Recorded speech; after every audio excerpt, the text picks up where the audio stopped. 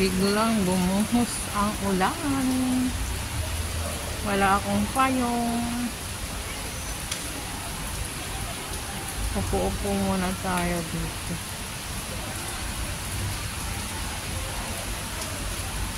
Buti may merong bubong ito.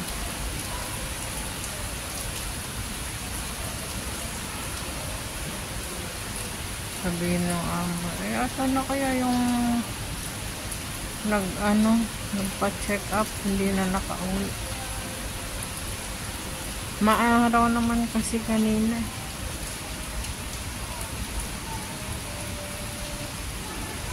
Tapos ngayon biglang bagsak ng ulan.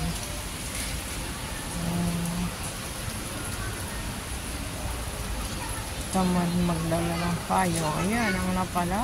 Hindi usad. Standby.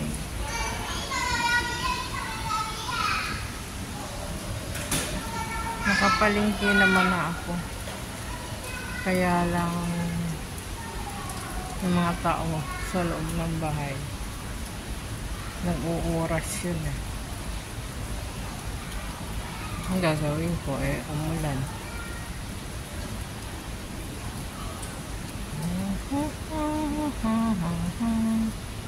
Ayan, humila na.